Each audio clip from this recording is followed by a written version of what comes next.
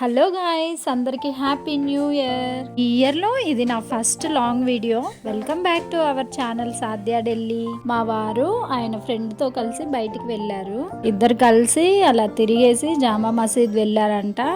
So అక్కడ వాళ్ళు తినేసి మాకు కూడా ఇంటికి తీసుకొచ్చారు. ఇంకా జామా మసీద్ అంటేనే అక్కడ ఫేమస్ అస్లాం చికెనే కాబట్టి మ్యాక్సిమం అదే తీసుకొస్తారని తెలుసు. బట్ నన్ను అడిగితే నేను చికెన్ కబాబ్స్ అండ్ చికెన్ ఫ్రైయే తీసుకురమ్మని చెప్పాను. మరి ఏం తీసుకొచ్చారో చూడాలి. ఏంటో మరి ఓపెన్ చేస్తే ఇందులో చికెన్ కబాబ్స్ లేవు అంటూ చికెన్ ఫ్రై కూడా లేదు. అవెందుకు తీసుకురాలేదని అడిగితే అంత టైం లేదు, చాలా క్రౌడ్గా ఉంది అని అన్నారు. ఇక్కడ జనాలు మాత్రం ఈ రొట్టెలు తినే బతుకుతున్నారని చెప్పొచ్చు.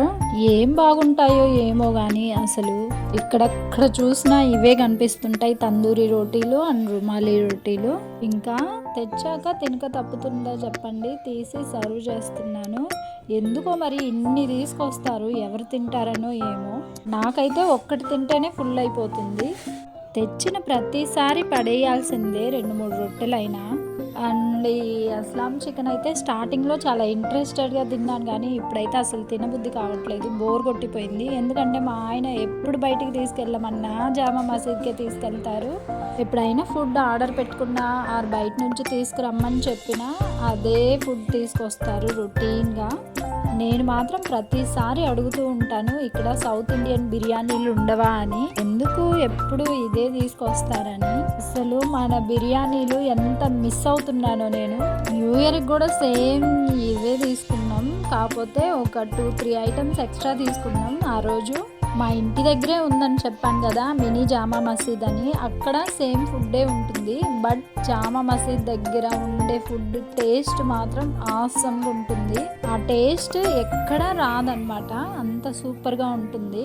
నేను వీడియో పెట్టినప్పుడల్లా మా చెల్లి చూసి అడుగుతుందనమాట, నాకు తినాలనిపిస్తుంది, నువ్వు వచ్చేటప్పుడు తీసుకురా అని.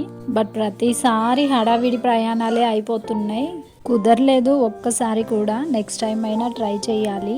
మా చెల్లి వాళ్ళు వచ్చినప్పుడు తీసుకెళ్లారనమాట. ఇంకా ఆయన ఫేవరెట్ ప్లేస్ అని చెప్పాలి జామా మసీద్. నేను కూడా ఫస్ట్ టైం కాబట్టి అప్పుడైతే చాలా ఇష్టంగా తిన్నాను, ఇప్పుడు కష్టంగా తింటున్నాను.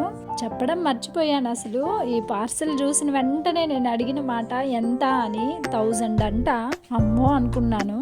ఇంకేముందిలే, ఈ చలికి వేడివేడిగా తినేసి పడుకున్నాం. వీడియో నచ్చితే లైక్ చేయండి, షేర్ చేయండి, మన ఛానల్ని సబ్స్క్రైబ్ చేసుకోండి. Thank you for watching. Bye bye.